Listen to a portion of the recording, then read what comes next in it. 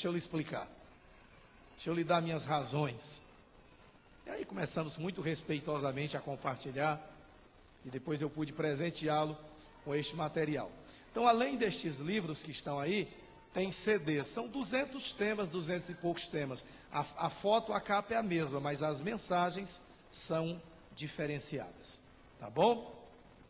Oséias capítulo 7, verso 8. Com pequena diferença de tradução, alguém vai se confrontar com um pão e outra pessoa com um bolo.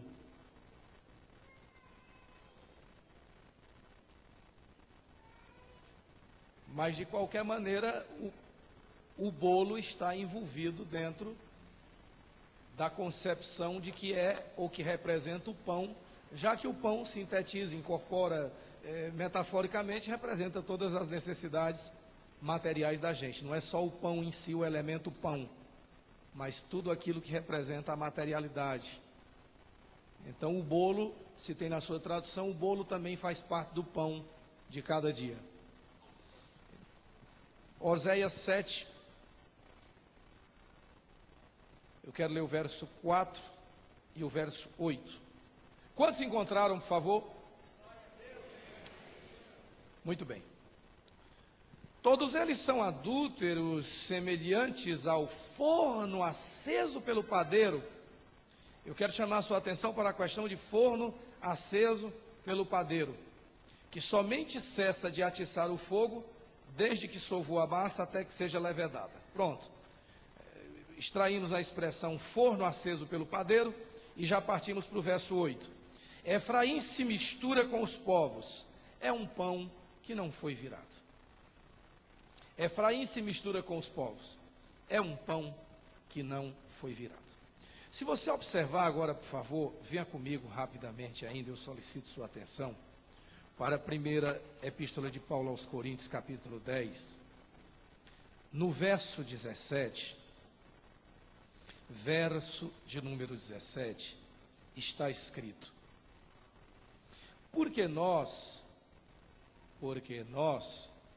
embora muitos, somos unicamente um pão, um só corpo, porque todos participamos do único pão.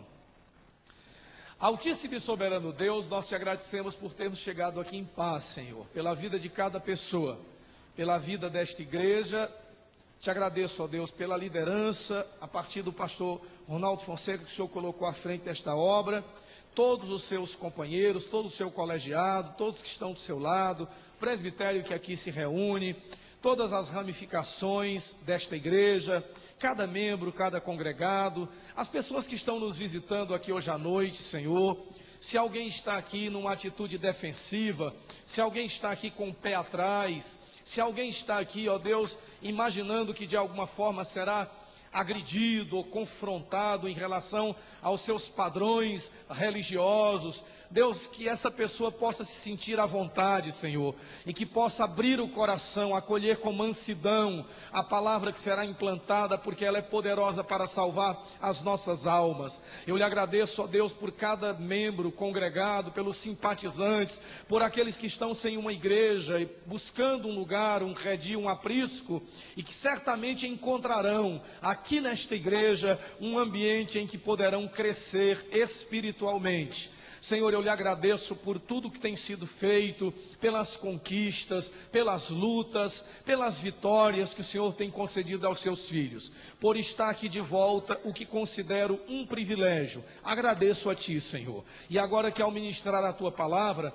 ela esteja carregada de vida, de unção, de paz, de graça, de honestidade, de sinceridade, de desejo de abençoar as pessoas que estão aqui presentes. presentes. Trabalha em minha mente, em meus sentimentos. Usa, Deus, todo o meu ser como expressão, como canal, instrumento, ferramenta, Senhor, para que o Teu Espírito se manifeste e traduza Teus pensamentos em linguagem humana. Senhor, eu lhe agradeço, porque o Senhor usa mente humana, sentimentos humanos, cordas vocais humanas, o verbo humano, para traduzir, para transmitir verdades eternas, impalpáveis, imperecíveis. Obrigado por essa noite, meu Pai, porque Tua presença aqui é sensível, Tua presença aqui é real, Tua presença aqui é verdadeira. E nós lhe agradecemos, porque como os discípulos a caminho de Emaús, o nosso coração, Senhor, tem ardido aqui na Tua presença. E é em nome de Jesus, de Yeshua, o Teu Filho amado, Teu Filho bendito, que assentado à destra da majestade das alturas dos céus, intercede por nós, que nós clamamos, oramos e Te agradecemos na certeza de que Tua vontade é soberana, boa, agradável e perfeita, e se cumprirá em nossa vida, em nome de Jesus Cristo, amém, e amém, e amém. Eu imagino, senhoras e senhores, que este verso nos concita, nos chama a uma reflexão sobre a nossa utilidade, sobre a nossa funcionalidade. Mais do que desejar ser uma peça decorativa, bonita, um adorno, um enfeite, o texto sagrado está chamando a nossa atenção para que consideremos o pão. E eu prefiro, honestamente, 1000 vezes ser um pão útil do que uma peça decorativa bonita. Estamos vivendo dias de um cristianismo cinzento. Lá em Cantares, o escritor diz: que foi que houve com o ouro? Como se escureceu o ouro? Isso me lembra quando os 300 escudos de ouro do templo foram roubados, e o filho de Salomão, Roboão, não tinha mais como substituir os 300 escudos de ouro que o pai mandara fazer, e que foram saqueados, roubados, e ele então mandou fazer, confeccionar 300 escudos de bronze. E os serviçais do palácio davam uma polida no bronze até que parecia com ouro. Mas já não havia a mesma glória, já não havia o mesmo valor. E esse tema, ou a escolha deste tema, e eu já tive a oportunidade de pregar em evento fora do Brasil, também subordinado a esse tema, avivamento total, é extremamente sugestivo. Avivamento total me lembra um Abel que oferece a Deus o melhor do seu rebanho.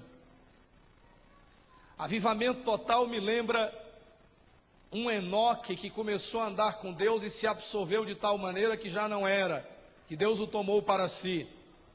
Avivamento total me sugere um salmista dizendo no Salmo 103: bendize, ó minha alma, ao Senhor, e tudo que há em mim, bendiga o seu santo nome. Avivamento total me sugere uma mulher que entra sem ser convidada na casa de Simão, levando um vaso de alabastro com o mais precioso perfume de nardo puro, e ao invés de derramar algumas gotas, quebra completamente o frasco e derrama na cabeça de Jesus, se assenta aos seus pés, lava com suas lágrimas, enxuga com seus cabelos.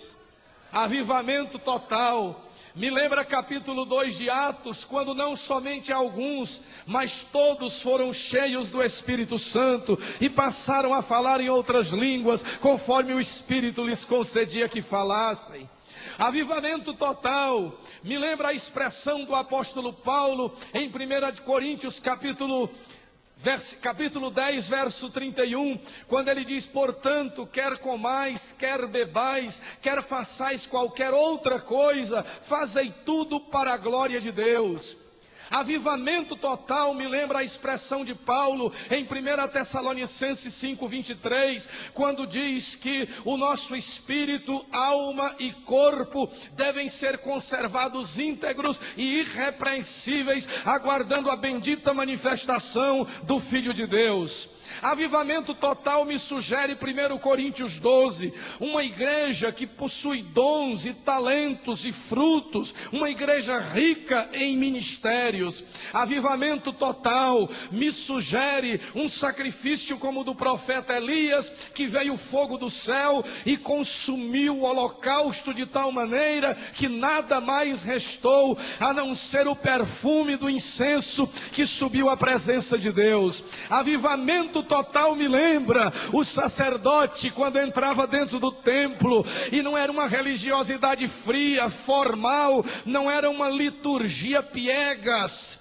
Quando o sacerdote entra, que o Shekinah, que é a glória de Deus, inunda o santuário de tal maneira que não era possível mais ministrar, não dava mais para cantar, não dava mais para orar, não dava mais para pregar. A glória de Deus enchia o santuário de tal maneira que não havia espaço para mais nada, senão somente para Ele, para a glória, para o louvor e para a majestade dEle.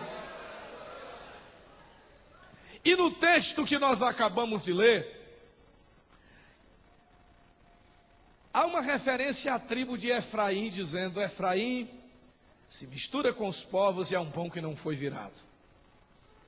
E aí, quando penso nisso, eu tenho que dizer para Deus sempre: Deus, eu desejo ser necessário.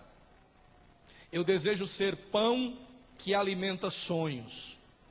Eu desejo nutrir a fé das pessoas. Eu desejo ser um elemento fortalecedor de esperanças. Eu desejo ter um ministério de reconciliação. Eu desejo ser um edificador.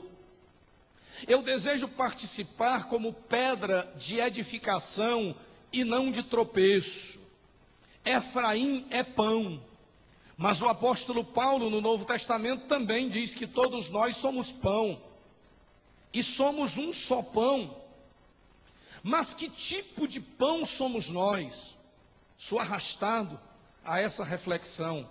Em primeiro lugar, eu desejo ser um pão disponível, mesmo nas horas mais incertas. Esta é a primeira coisa, a primeira sugestão que eu tenho do texto, que o Espírito de Deus me sugere. Preste atenção que eu vou ler agora.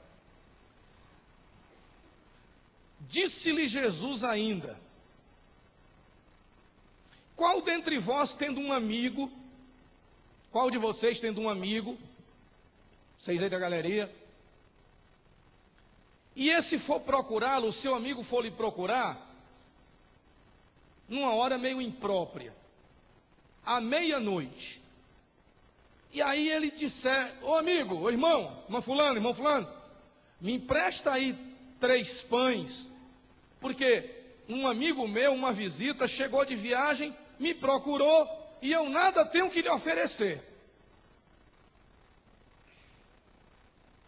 E o outro lhe responda lá de dentro dizendo: não me importunes, a porta já está fechada e os meus filhos comigo já estão deitados, dormindo, não posso levantar-me para tus dar.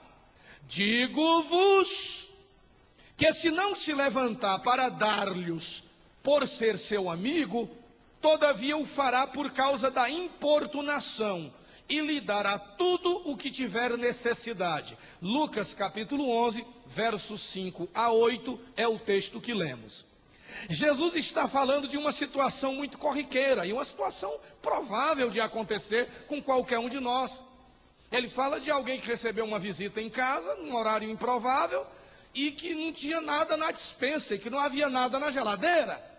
E vai até a casa de um amigo e bate à porta e diz: ô amigão, rapaz, eu estou precisando de socorro, eu estou passando o maior vexame, eu estou na maior aflição, eu estou com a mão na cabeça, estou passando vergonha, porque chegou uma visita na minha casa agora, e simplesmente eu não tenho nada para oferecer, eu estou desabastecido. Irmãos, Efraim é um pão. Paulo diz, todos nós somos um pão. E se há uma coisa que eu não quero que aconteça na minha vida, é de alguém bater a minha porta e dizer, pastor Darson, precisamos que o senhor pregue no congresso, é urgente, o pregador que ia pregar faltou. Ou eu estar em uma situação em que alguém se aproxime e diga, amigão, eu estou desesperado, faz uma oração por mim agora.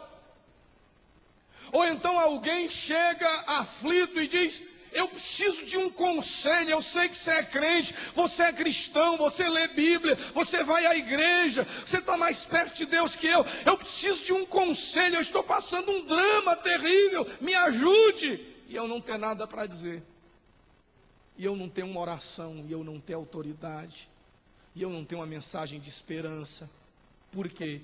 Porque essa pessoa me pegou desprevenido, chegou num horário em que eu estava desabastecido. Preste bem atenção o que o Espírito de Deus está lhe dizendo. Avivamento total na nossa vida significa, você não pode ser cristão de conveniência, de circunstância, de momentos, de religiosidade. Você precisa ser um pão disponível, mesmo nas horas mais incertas. Lembre-se do hino da harpa cristã, o Belo 212. Eu quero estar com Cristo onde a luta se travar, e no lance imprevisto, na frente eu quero me encontrar. Isso significa, Deus, permita que eu seja um cristão disponível para todas as horas. Eu me lembro um acontecimento, eu acho que eu já narrei até nessa igreja, quem não estava aqui, eu estava num voo internacional, sobrevoando o Atlântico aí pelas 3 da madrugada, quando de repente eu ouvi um anúncio dentro do avião, e diziam, se há algum médico a bordo, por favor se apresente na cabine, a comissária-chefe. E eu digo, puxa vida, alguém está passando mal, 3 da madrugada. Aí dei um tempinho, aí lá vem a mensagem de novo repetida. Se há alguém da área de saúde, algum médico presente, por favor se apresente à comissária. Digo, poxa vida, eu não sou médico, mas eu sou pastor. Eu conheço o médico dos médicos, eu tenho medicina em minhas mãos, eu tenho medicina na minha palavra, mas eles estão chamando um médico, eu sou um pastor. E como era um voo da American Airlines, eu digo, puxa vida, os comissários americanos são abusados. O americano não tem jeitinho como o brasileiro, é ali de acordo com o livro, com a rotina. Eu tenho certeza o que é que eu vou ouvir. Na hora que eu chegar lá atrás, se eu for orar por essa pessoa, porque Deus já tinha me dito que era um rapaz, eu digo, a primeira coisa que a comissária vai perguntar é, o senhor é um doutor? Are you a doctor? Aí eu vou dizer, não, eu não sou doutor. Aí ela vai dizer, o senhor então volte para a sua cadeira, aperte o cinto de segurança, nós estamos precisando de um médico.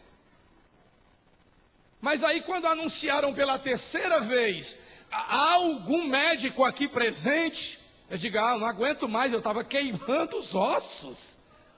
Aí eu levantei e saí me dirigindo lá para a cabine, e quando fui me apresentando, aproximando, imagine o que é que ela perguntou. Isso mesmo. Aí eu tive que dizer, bom, eu não sou médico, mas eu sou um pastor, e se o rapaz aceitar uma oração, eu posso orar agora. O rapaz estava passando muito mal. Ora, na situação em que o rapaz estava, oh, bem-vindo, sim, eu quero essa oração. Irmãos, eu fiz aquela oração ali, a milhares e milhares de metros de altura acima do mar. E quando eu terminei de orar, o rapaz acalmou, eu olhei para a cara dele assim, eu disse, diga uma coisa, fala sério, passou ou não passou?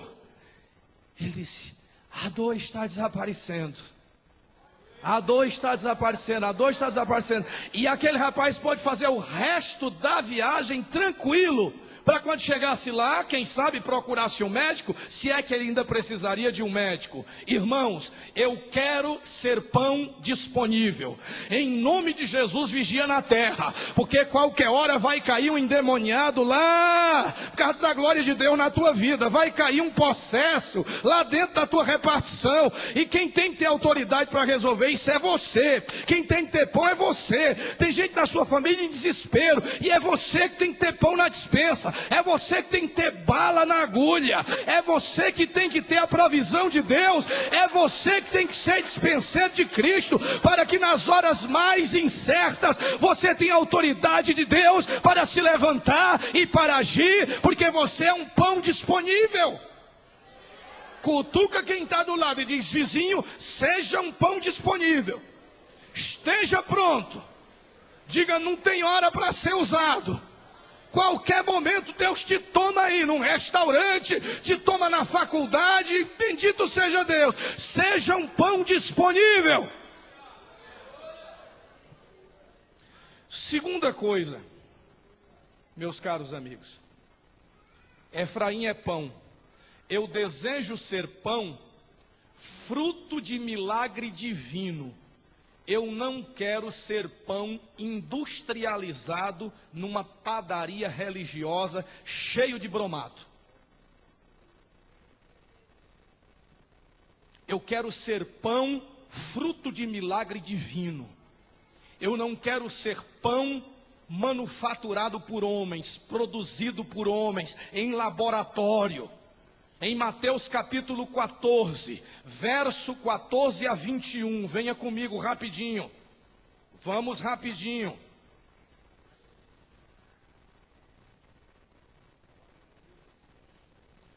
Está escrito: desembarcando, viu Jesus uma grande multidão, compadeceu-se dela e curou os seus enfermos. Ao cair da tarde vieram os discípulos a Jesus e lhe disseram: o lugar é deserto, vai adiantar da hora, despede pois as multidões, para que indo pelas aldeias comprem para si o que comer. Jesus porém lhes disse: não precisam retirar-se, dai-lhes vós mesmos de comer. Mas eles responderam: não temos aqui senão 5 pães e 2 peixinhos. Então ele disse: trazei-mos. E tendo mandado que a multidão se assentasse sobre a relva, tomando os 5 pães e os 2 peixes, erguendo os olhos aos céus, abençoou, e depois tendo partido os pães, deu aos discípulos, e estes às multidões. Todos comeram e se fartaram, e dos pedaços que sobejaram, recolheram ainda 12 cestos cheios, e os que comeram foram cerca de 5.000 homens, além de mulheres e crianças. Escute, eu quero ser pão produzido pelas mãos do divino mestre. Oh, eu quero glorificar e enaltecer o nome do Senhor. Louvado seja Deus pelos seminários, glória a Deus pelas escolas teológicas, glória a Deus pelos cursos que você pode fazer, mas em nome de Jesus, você precisa ser um pão, não é que saia do forno teológico, de algumas especulações de filósofos, ou teólogos americanos ou europeus. Você precisa ser um pão que seja fruto de um milagre, que sai das mãos de Jesus o nosso Senhor. Esse pão tem sabor, porque o carpinteiro também sabe fornecer pão para aqueles que estão necessitados. Terceiro lugar, Efraim é pão. Eu quero ser pão abençoado e partido.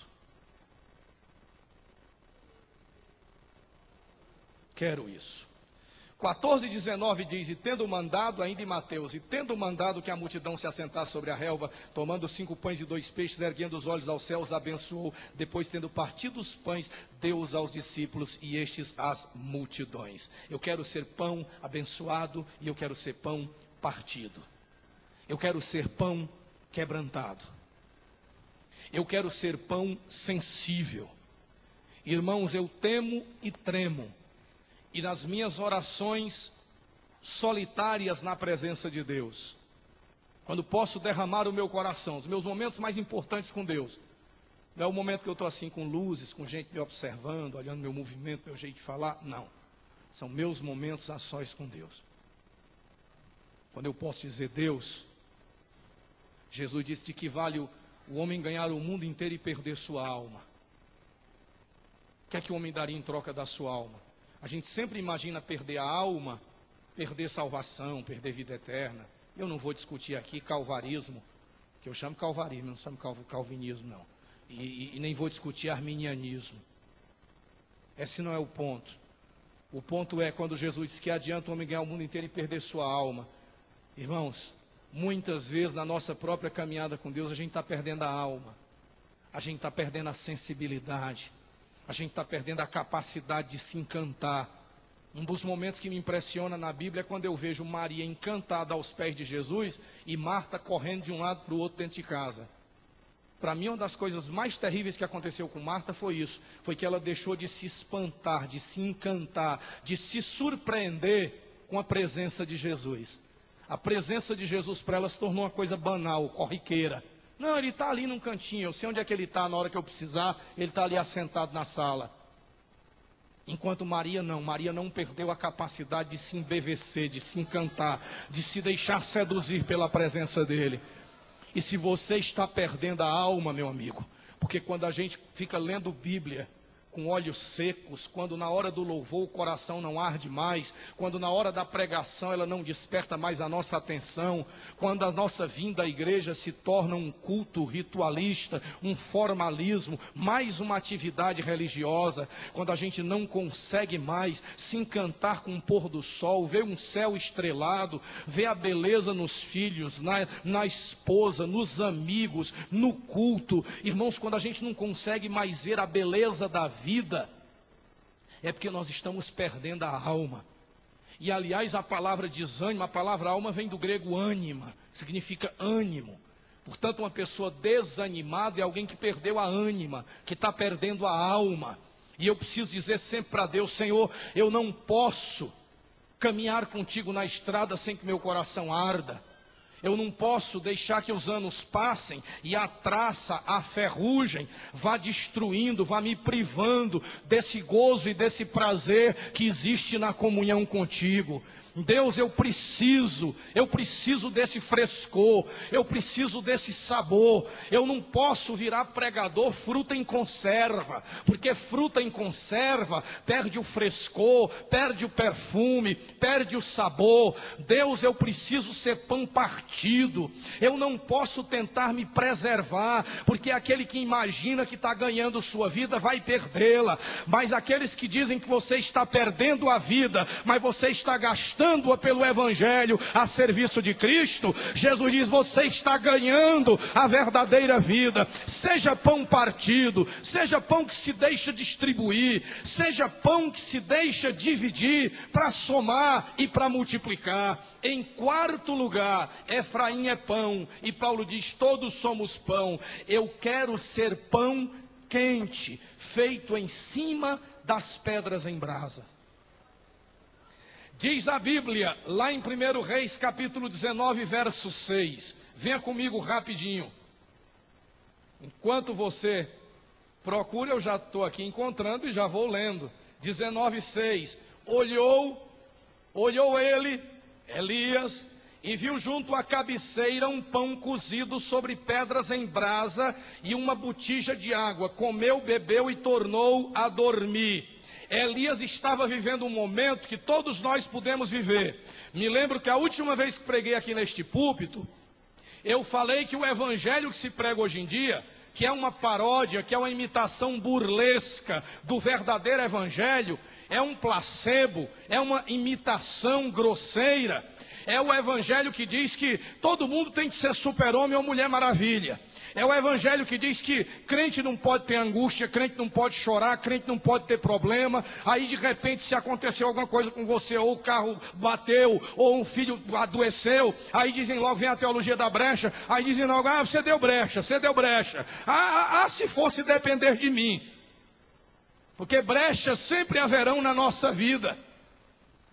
Se não fosse a proteção do sangue de Jesus, se não for a graça de Deus em nossa vida, se não for a assistência do Espírito Santo, se não for a armadura de Deus a nos proteger, se não fosse o anjo do Senhor acampado ao redor daqueles que o temem e livrando do mal. Mas irmãos, o Deus da Bíblia é Deus de profeta que às vezes ficou desalentado, é Deus de gente que se senta debaixo de um zimbro e pede para morrer, é Deus de outros que se trancam numa caverna, desesperados, fogem coragem de uma mulher com medo das ameaças. É Deus daqueles que, como Paulo diz, eu estava com tremores por dentro e lutas por fora. Eu tive tribulações a ponto de desesperar da própria vida. São palavras do gigante Paulo. É Deus, às vezes, de profeta como Jonas, que quer dar uma escapadinha e fugir do ministério, mas ele diz: não, eu tenho um negócio com você, você não vai escapar de mim. O Deus da Bíblia é Deus de mulheres que às vezes se desesperaram. É Deus de uma Sara que deu uma risadinha incrédula atrás da porta.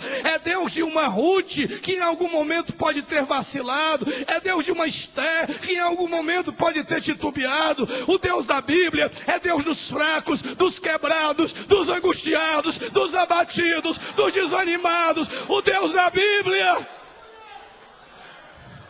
o Deus da Bíblia não é o Deus dos fortes, é o Deus que diz: meu poder vai se aperfeiçoar na tua fraqueza. Quando você for fraco em você mesmo, você será forte em mim, porque de mim dependerá. O Deus da Bíblia é o Deus da segunda chance. O Deus da Bíblia é o Deus que segura a mão da gente quando nós estamos incrédulos, afundando no mar do desespero, como estava Pedro. O Deus da Bíblia é o Deus que dá uma outra chance para o incrédulo Tomé e diz: aqui estou eu, põe tua mão na minha ferida. É a sua oportunidade para crer. O Deus da Bíblia é o Deus que vê o desespero de Marta e de Maria e até chora com elas no túmulo de Lázaro.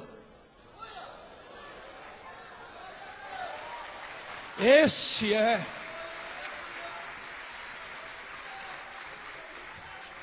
é o Deus das Escrituras. Elias está num momento de desânimo. Aí de repente o anjo toca e diz: olha, profeta desanimado, Deus mandou alguma coisa para você. E quando Elias desperta, já sente o cheiro do pão. Pão quente, pão feito em cima das pedras em brasas. Eu quero ser esse pão. Eu quero ser esse pão. Eu não quero ser pão de 3 dias, não. Eu quero ser maná. Sabe que dia a dia Deus enviará do céu fresquinho para as nossas vidas. Hoje, em nome de Jesus, se você é um pão que está assim já meio duro, que o pão endurece, cuidado que o pão endurece. Quando não é consumido, partido e usado, ele endurece. Ele fica duro, ele perde a oportunidade de cumprir a função dele.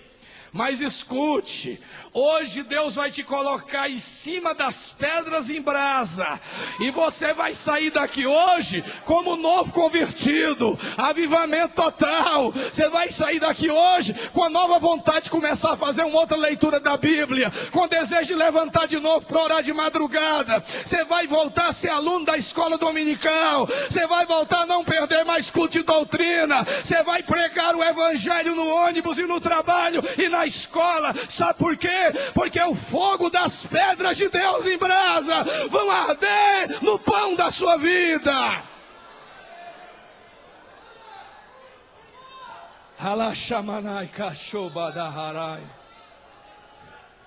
Efraim é pão. 5º lugar, eu quero ser pão sem maldade e sem malícia, sem fermento. Eu quero ser pão com asmo da sinceridade e da verdade.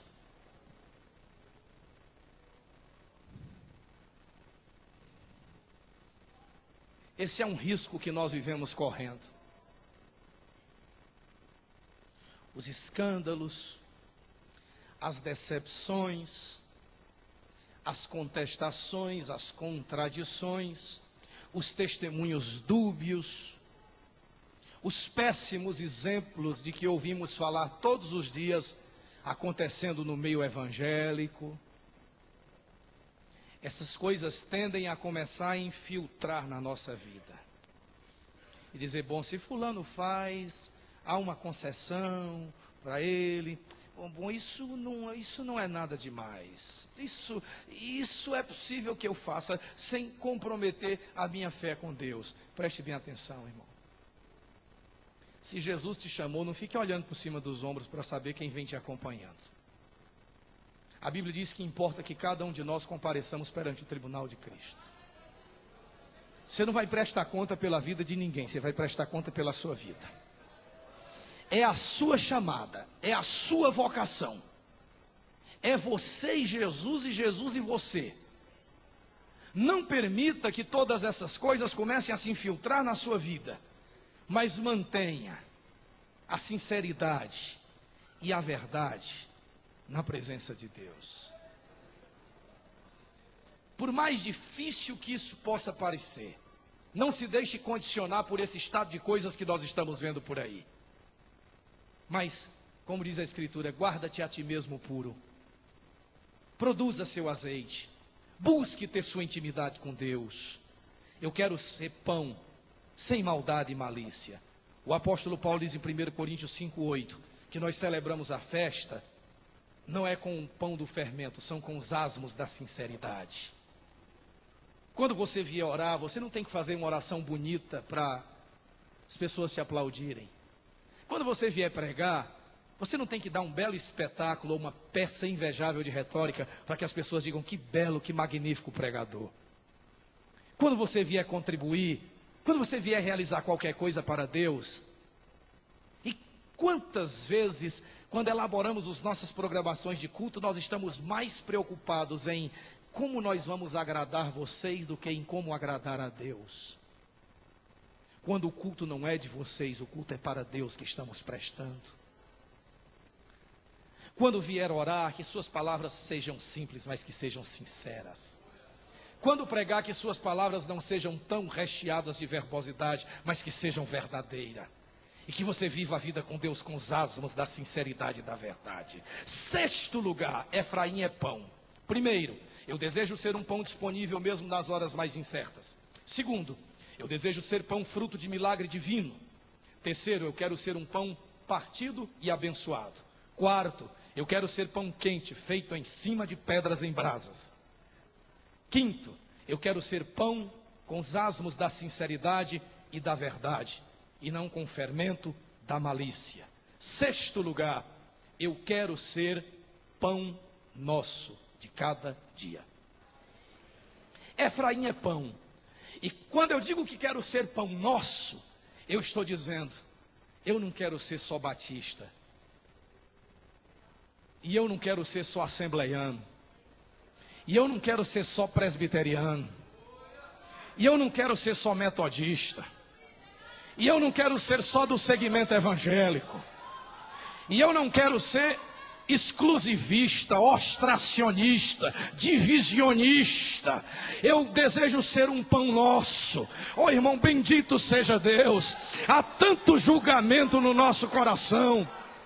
Há tanta gente que você está condenando e que estão lá do outro lado do muro e que estão andando mais íntimos de Deus do que você.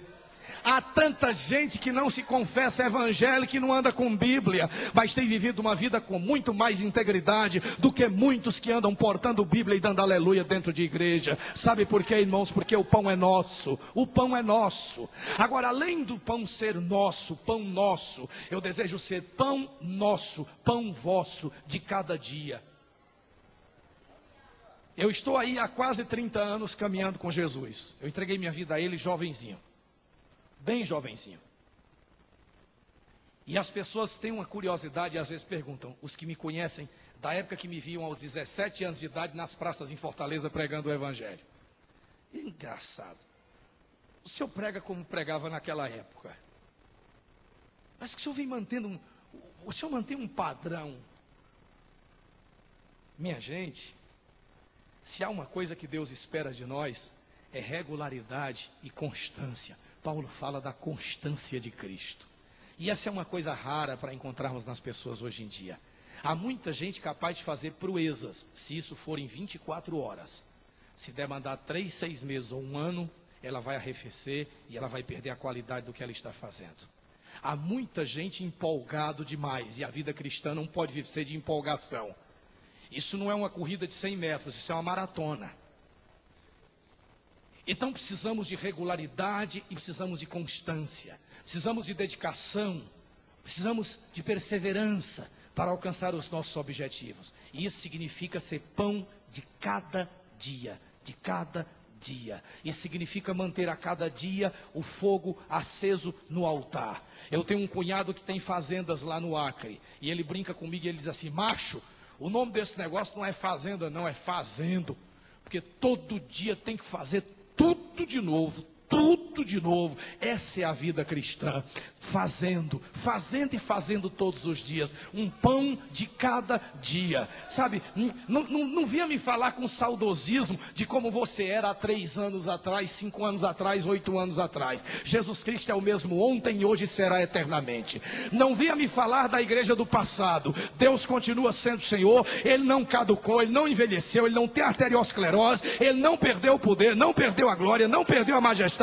Passarão os céus e a terra, mas a sua palavra não passará. Se nós nos dispusermos diante dele, as coisas acontecerão hoje, como aconteciam há 10 anos atrás, há 50 anos atrás, há 2000 anos atrás. O mesmo Espírito, o mesmo poder, a mesma unção, a mesma glória, se houver em nossa vida a disposição de dizer: Deus, eu quero ser pão hoje para alimentar um mundo faminto.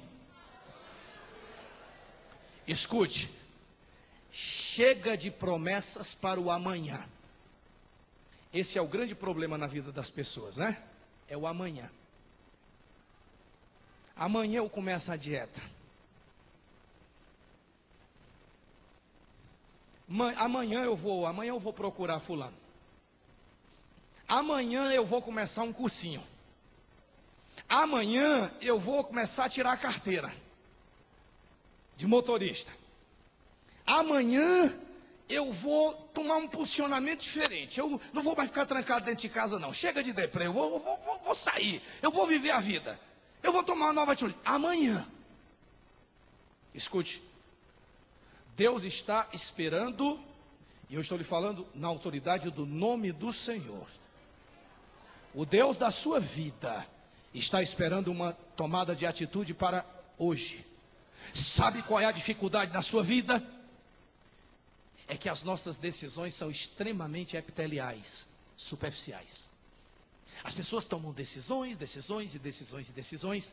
mas elas tomam decisões e não costumam mudar as atitudes. E se nós não mudarmos atitudes, as nossas decisões em pouco tempo viram fumaça, viram cinza. É por isso que você está sempre com um projeto mirabolante na cabeça. É por isso que você está sempre precisando de uma nova paixão, de uma nova aventura, de um novo emprego, de uma nova pregação, de uma nova igreja, de um novo avivamento, de um novo congresso, de uma nova visitação de Deus. Porque você ainda não entendeu que é preciso que haja uma mudança de atitude. Que você precisa se posicionar. Como Deus às vezes na Bíblia diz: levanta, toma teu leito, vai para a tua casa. Levanta e anda.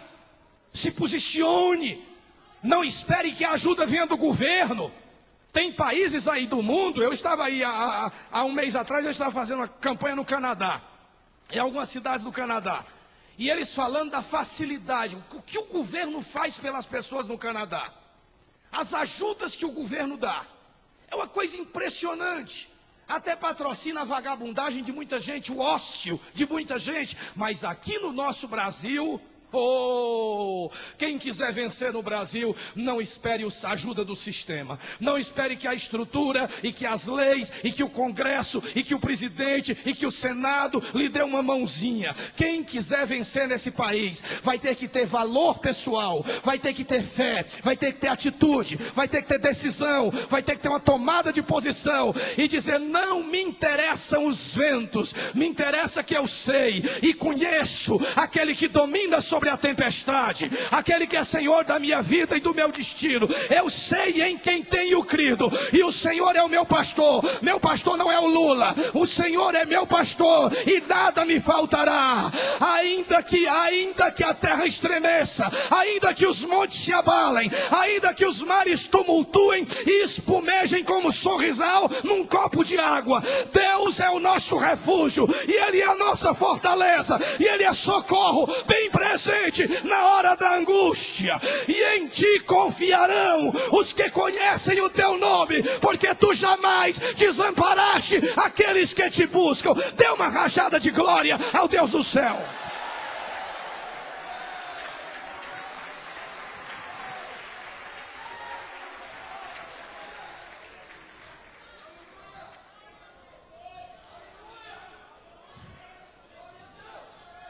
Então não olhe fora de você procurando resposta, ela tem que estar dentro de você.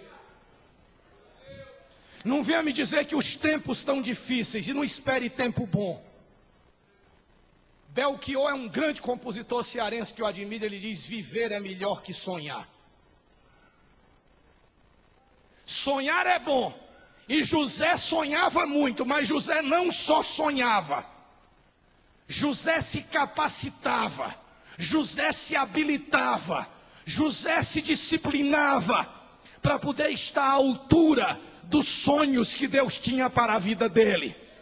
Deus não é louco. Ele vai dar aos seus servos talentos segundo a capacidade de cada um. E não há nenhuma pessoa aqui que esteja sem talento. Descubra qual é o seu e corra atrás e batalhe, sem ficar esperando por fulano ou por cicrano. É a sua vida, é o seu sonho. Escute as opiniões dos outros, mas na hora de decidir, é você que precisa decidir, porque é sua vida que está em jogo. Pão com regularidade e constância. Não promessa para o amanhã, certeza para o hoje. A não ser que você esteja conformado a isso. O cidadão foi consultar uma cartomante. Ela pegou a mão dele lá, pastor Ronaldo. Aí disse: estou lendo aqui que... E o homem é assustado. Meu filho, é o seguinte: o que está dizendo aqui na sua mão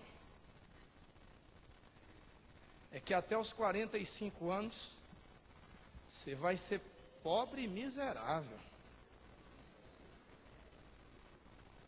Até os 45 anos. E depois você se acostuma.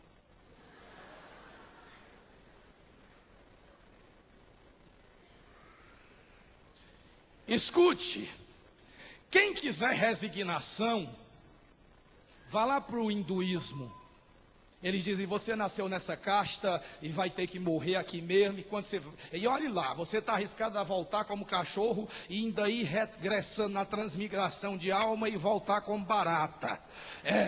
Se você for atrás dos muçulmanos, o muçulmano diz: se Alá quiser será diferente, mas se Alá quiser, aí cruza os braços. Se você for atrás do espiritismo, ele diz: aguenta, meu filho, é o seu karma. Fazer o que, né? É o seu karma. Se você for atrás do budismo, o budismo diz assim: cultive a ataraxia, a imperturbabilidade de espírito. Você tem que aceitar os fatos da vida. Se você for para a Bíblia, Jesus diz: no mundo tereis aflições, mas tenham bom ânimo, eu venci o mundo.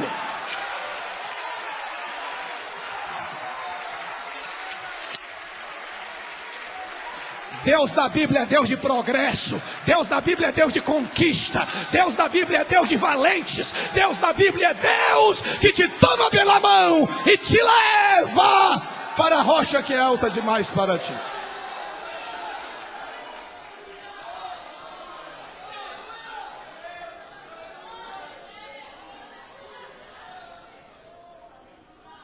Sétimo lugar. Efraim é pão. Eu quero ser pão no reino de Deus. Lucas 14, já chegando na reta final. Lucas 14, verso 15. Ora,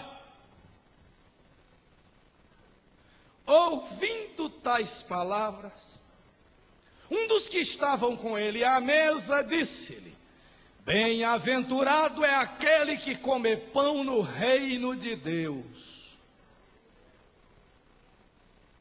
Eu quero ser pão histórico.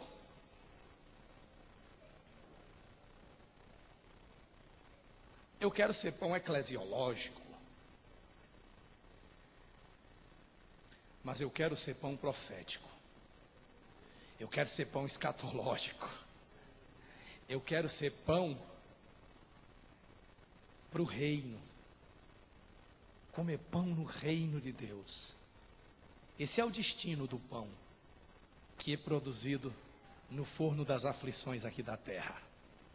Deixe-me concluir. Efraim é pão. Mas o texto agora diz uma coisa impressionante. Diz: Efraim é pão que não foi virado. Então Efraim precisava participar do congresso do avivamento total. Porque o pão que não foi virado é o pão que assou só de um lado, mas ficou cru do outro. E pão virado significa compromisso integral, avivamento total. Porque esse também é um dos nossos grandes defeitos. Nós nunca teremos vitória completa se nós não tivermos uma dedicação completa. Se nós não tivermos uma dedicação integral. Vejam o que passam as modelos, vejam o que passam os atletas, vejam o que passam políticos em épocas de campanha, vejam os esforços que as pessoas realizam para alcançar os seus objetivos. Você está esperando que grandes coisas cheguem à sua mão com pouco esforço? Isso não existe. Vitória total, repita comigo, vitória total. Depende de compromisso total.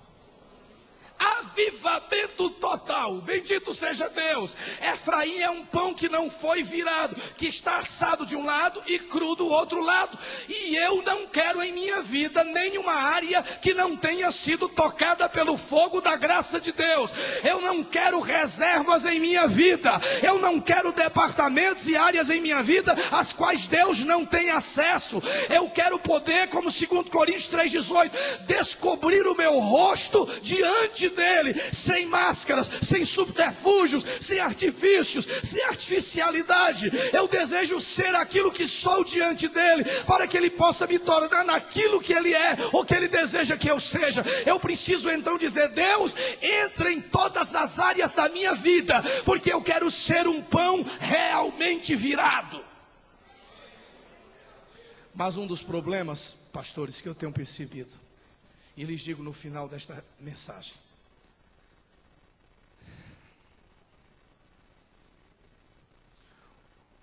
o cristianismo, quando sofreu o processo da helenização, quando começou a se misturar e ter contato com aquelas filosofias da época, dos primeiros séculos, ele acabou herdando uma coisa muito ruim, uma visão maniqueísta da existência. O que eu quero dizer com isso? Eu quero dizer que eles acabaram perdendo de vista uma coisa muito séria. Acabaram tendo uma cosmovisão ou uma visão da existência como um dualismo. Qual é o perigo disso? Essa visão dualista da existência é que nós começamos a dizer assim: a minha vida política, a minha vida econômica, a minha vida social e a minha vida espiritual. E aí nós perdemos de vista uma coisa. Porque aí quando eu venho falar aqui, eu falo para vocês de avivamento total, aí você imagina, já sei o que o pastor vai dizer. Ele vai dizer que eu tenho que ficar 24 horas ou 24 horas lendo a Bíblia Sagrada, ou 24 horas dentro da igreja, que eu não vou mais poder ter um momento social, que eu não vou poder mais ir ao shopping, que eu não vou poder mais sair com a minha família para comer, para me divertir, que eu não vou poder ir às praias bonitas lá de Fortaleza, que eu não vou mais poder jogar bola com meus amigos, que eu não vou mais poder assistir na televisão uma partida de futebol. O pastor está dizendo isso, que eu tenho avivamento total só se eu virar um anjo. Se nascer umas asinhas aqui nas minhas costas, porque senão eu não vejo como é que eu posso ter um avivamento total. O que é avivamento total? Avivamento total, pastor, é andar todo tempo nas nuvens, é se arrebatar todo culto, é viver falando mais língua estranha do que português. O que é isso aí, pastor? É viver 24 horas cantando música evangélica e dentro do trabalho não ter mais tempo para trabalhar, viver trancado dentro do banheiro orando? Aí nós vamos ter uma dificuldade, porque nós não vamos ter um avivamento total nunca. E as pessoas vão estar perseguindo um objetivo que, primeiro, não é o desejo de Deus, é irreal, é inumano, é desumano. Quando nós precisamos entender só uma coisa: o quê? Que na visão de Deus, irmãos, preste atenção, estou no fim da mensagem. A essência de todas as coisas no universo é espiritual. Começa por aí. A essência é espiritual. No princípio criou Deus. Então pronto, já partiu. Deus é espírito. A essência de tudo. Primeiro criou Deus os céus, depois criou a terra, como uma sombra de realidades celestiais. Alguém diz, mas se tratando de espírito, o que é que nós podemos imaginar espírito? Eu não sei ao certo. Eu não sei ao certo. A gente pode imaginar que espírito é tudo aquilo que a matéria não é, que não está sujeito às leis que regem o mundo material, o mundo fenomênico, o mundo dos acontecimentos de causa e efeito aqui de baixo. Espírito. Mas alguém vai dizer assim: bom, eu não creio na realidade de espírito dentro da visão metafísica, cristã, escriturística, porque eu sou um marxista, eu sou um materialista. Bom, mas o marxismo, o materialista, vai acreditar numa teoria de que os efeitos da estrutura ou do sistema podem modificar as ações e o destino humano. São coisas também imateriais, equivalentes à ideia de um espírito. Aí o outro que é metidão em psicologia, gosta de psiquiatria, diz: eu não acredito muito nesse esquema de espírito, como diz a Bíblia, mas eu acredito nas tais das poderosas forças do inconsciente.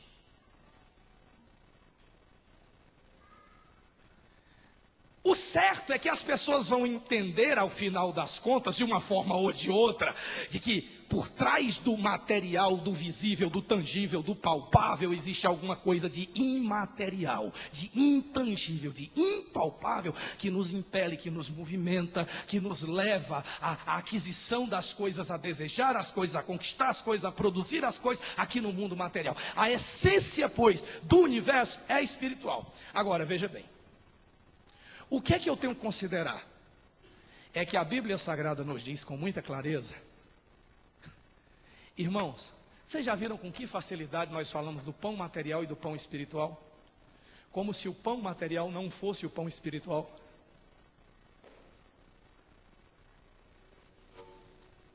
O pão material é pão espiritual. É fruto de milagre. Na natureza, na geração do trigo, é fruto de milagre da chuva, milagre do sol, é fruto de milagre da inteligência humana que o produz. Então o pão material é pão espiritual, sim. Então eu não posso dizer assim, minha vida econômica, minha vida social e minha vida espiritual. Por quê? Porque o que eu tenho que questionar são duas coisas. Que tudo tem por base o espírito, tem. Mas qual espírito? Então eu só tenho que questionar duas coisas. A origem e a intencionalidade. O fim a que se destina. Alguém diz assim: poxa, quando eu estou em momento de oração, momento de oração, ou Deus está comigo. Mas naquele momento que eu entro com a minha esposa dentro do quarto para fazer amor com ela, fazer sexo com ela, onde é que Deus está? Ele está naquele ato tão presente quanto está no ato da oração.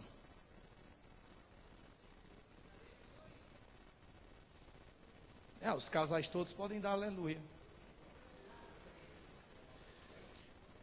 Qual é o grande problema? É que o sexo também tem uma função espiritual? Tem. Tem uma simbologia linda, Cristo e a igreja. O amor promovido por Deus. Agora, qual é a origem desse amor? Qual é a origem do instinto que lhe leva a se unir com outra pessoa? E me diga uma coisa, qual é a intencionalidade do que você faz?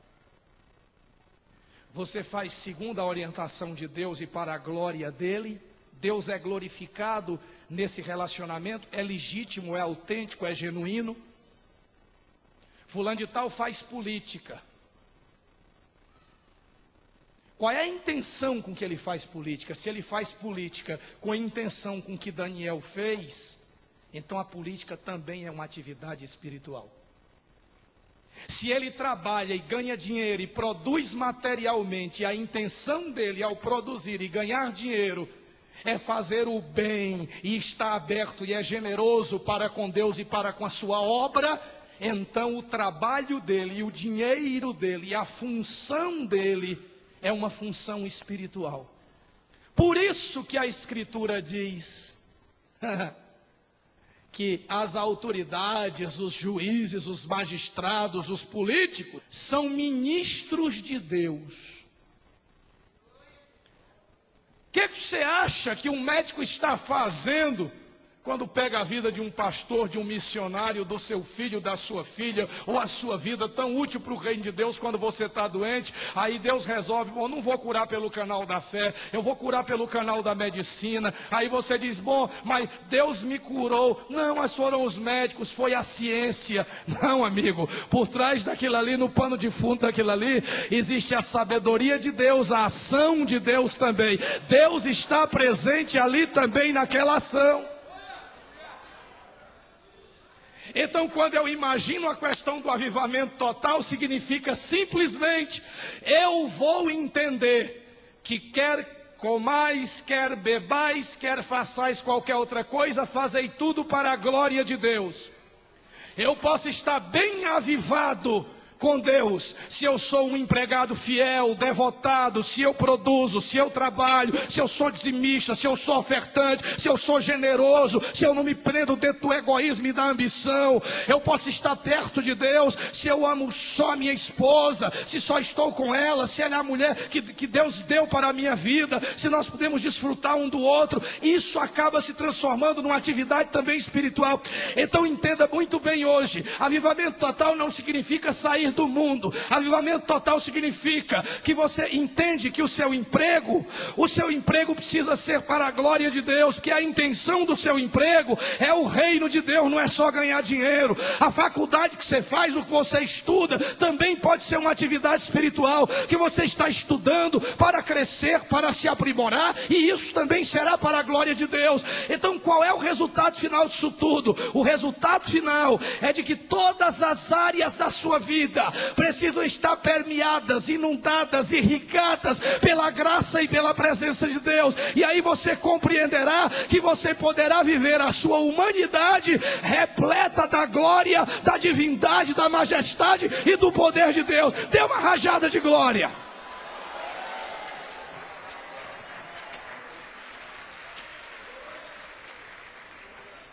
Então escute, amigo, amiga. Avivamento total é o que Jesus disse: Pai, eu não os peço que os tire do mundo. Nunca foi propósito dele. Nós somos pão disponível. Avivamento total, vivendo a vida em plenitude, mas deixando Deus viver nela. Eu ouvi um testemunho de um médico dizendo o seguinte: quando eu estou operando, eu nem percebo onde é que vai a minha habilidade, onde é que vai a habilidade de Deus através da minha vida. É isso que ele está entendendo.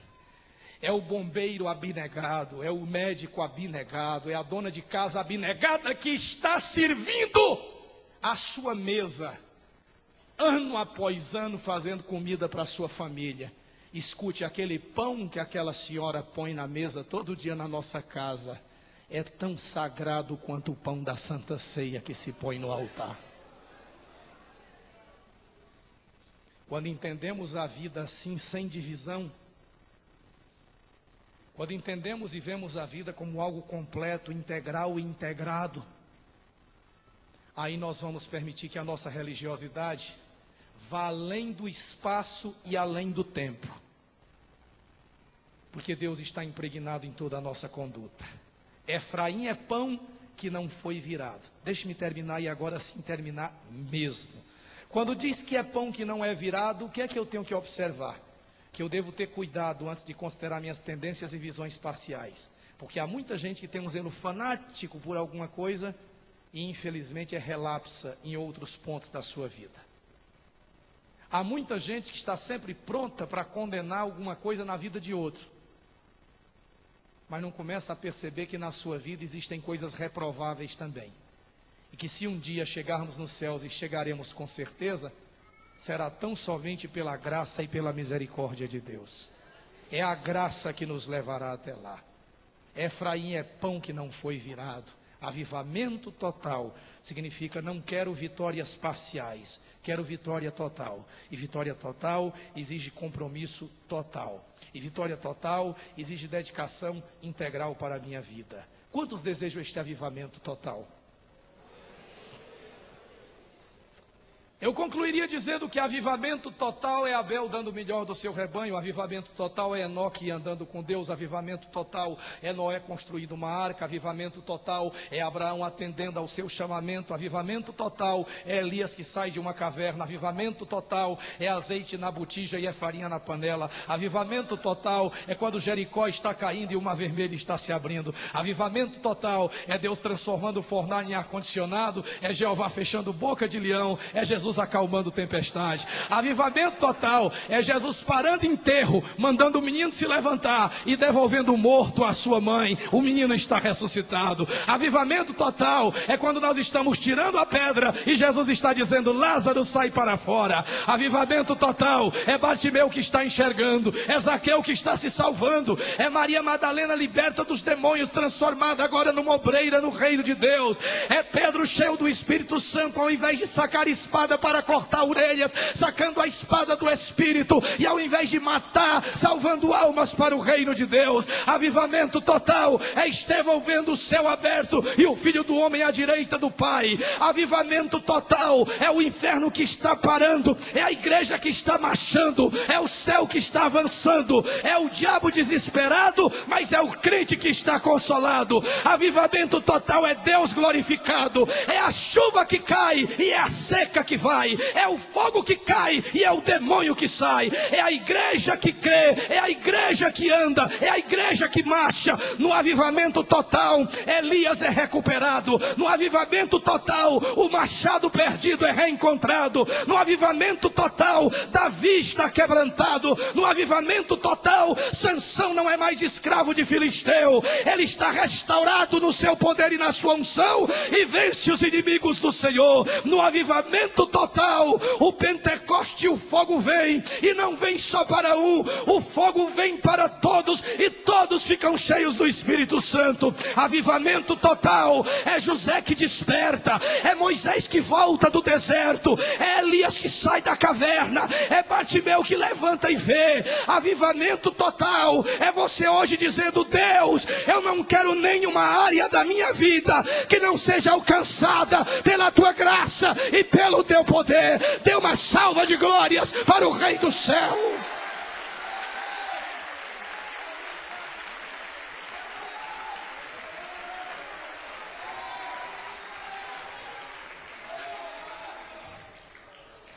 No avivamento total eu entendo que não é errado correr atrás de bens, desde que esses bens tenham uma finalidade maior do que o lucro em si mesmo. No avivamento total eu entendo que o corpo não é pecaminoso, desde que eu o utilize dentro das regras que Deus estabeleceu para a minha própria segurança e para a minha própria felicidade. Avivamento total significa que eu posso viver a minha vida como um ser humano. Uma das coisas lindas no Deus da Bíblia é que Ele aceita, Ele chora comigo, mas Ele aceita um copo de vinho no casamento. O Deus da Bíblia é o Deus das lágrimas e é o Deus da dança. É o Deus do pranto e é o Deus da alegria. O Deus da Bíblia é o Deus que está no enterro, mas é um Deus festeiro, que não perde um jantar, está lá no jantar, sabe, comendo com pecadores e celebrando a vida. Avivamento total é isso, minha gente. Não é vida de puritanismo religioso, farisaico. É vida com Deus, é vida vivida integralmente. Um pão que foi virado por completo. Eu quero orar neste momento por sua vida. Se há uma área da sua vida que ainda não foi alcançada, tocada, e que hoje Deus precisa virar esse pão, você deve deixar isso acontecer. Eu ontem, pastor, estive no sepultamento de um jovem em Goiânia. Rapaz bonito, Eduardo, 30 anos de idade. Loiro, olhos verdes, rapagão. Um pôster, como se diz por aí. Estava vivendo a vida, imaginando talvez que ainda tivesse uns 40, 50 anos pela frente. De repente, uma pequena dificuldade para urinar. Vai o médico passa lá um anti-inflamatório. Isso é um probleminha simples. Caso complica. O rapaz, quando vai a um oncologista, vamos operar urgente. Quando abre, um rapaz está com câncer disseminado, espalhado por todo o intestino. 3 meses de sofrimento atroz. Visitei aquele rapaz no hospital várias vezes, um bravo, viu? Gritava, gemia de dor. Não via ele blasfemando, nem reclamando. Educado, polido. Não era cristão, entregou a vida a Cristo. Consegui arrancar a confissão dele ali dentro do hospital. Mas quando foi ontem, ele foi sepultado. Há 2 meses atrás, um jovem da nossa igreja nos Estados Unidos, o Philip, o sonho dele era ser presidente dos Estados Unidos. E olha que o rapaz estava correndo atrás. 20 anos de idade. Estava indo para a faculdade. Uma caminhoneta perdeu o controle e bateu na dele, ele morreu no local. Quando eu vi o fotolog dele, as amigas dele da faculdade dizendo assim: poxa, Felipe, por que é que você nos deixou? Para quem é que nós vamos ligar de madrugada, contando os nossos grilos? Quem é que vai orar pela gente? Cadê o amigo que vai nos aconselhar? 20 anos de idade. São as mensagens que estão lá no fotolog dele. Era isso que esse rapaz significava na vida de muita gente. O amigo, o conselheiro, o pão disponível, todas as horas. Você que está visitando aqui hoje à noite, fala sério. O que você está esperando? O que você está esperando da vida? Tem gente que está esperando o quê? Mais sinais dos fins dos tempos do que já tem visto na televisão? Para entender o momento que nós estamos vivendo? Um advogado esses dias ligou para mim em Goiânia, desses que diz que gosta de ouvir o evangelho, mas nunca toma posição, não tem atitude. Não tem atitude. Digo, meu amigo, você está pronto para me ouvir? Porque eu estou meio cansado. Já conversei demais com você. Já fui muito generoso com você. Quando Deus chamou o apóstolo Paulo, que derrubou ele do cavalo lá na estrada de Damasco, disse: Paulo, dura coisa é para ti recalcitrares contra os aguilhões. Você sabe o que é, meu amigo, que Deus estava dizendo para Paulo? O aguilhão era aquilo ali que usava na agricultura, ferros pontiagudos, para quando o boi ou o jumento fosse arar a terra, se ele fosse muito arisco e selvagem, ele coiciava. Imagine quando o boi ou o jumento coiciava, o que é que ele encontrava atrás? Os aguilhões. Até o animal se feria tanto que entendia que era inútil coiciar. E olha que o animal só tem instinto. Você tem mais do que instinto. Eu espero que você tenha mais do que instinto. Eu espero que você tenha juízo, siso, bom senso. Ele disse: é, pastor, eu estou sendo um boi. Eu digo: está sendo um boi, um burro, um animal selvagem. É o jegue. Então deixa eu falar uma coisa para você, amigo, amiga. Eu não sei se você percebeu um detalhe. Eu não perdi meu tempo hoje à noite falando de religião. Sabe por quê? Porque uma das piores pragas da humanidade é religião. Religião manda mais gente para o inferno do que qualquer coisa. É a maior agência de passagem para o inferno, é religião. Ah, é porque o senhor quer dizer que a evangélica é evangélica? Esqueça. Religião, o evangelicalismo está na vala comum do hinduísmo, do islamismo, catolicismo, espiritismo, padrões doutrinários melhores, mas a praxis. E Jesus disse que o que conta não é a ortodoxia nem a confissão correta. Chegou para o filho lá: filho, vai trabalhar na vinha. Sim, senhor, eu vou. Oh, boa confissão, eu vou. Não foi. Chegou para o outro: filho, vai trabalhar na vinha. Eu não vou. Apóstata, herege.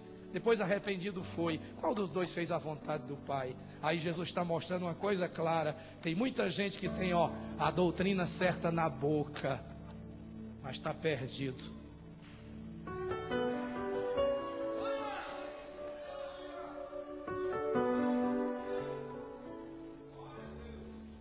Então hoje eu não estou lhe chamando para ser evangélico, não. Estou lhe chamando para ser cristão. Se você vai congregar na igreja evangélica, é um bom lugar para congregar, para se ouvir Bíblia, palavra de Deus, louvor maravilhoso, gente maravilhosa, comunhão maravilhosa. Mas se você acha que trocando daquela outra religião para essa vai resolver a sua vida, está tudo errado.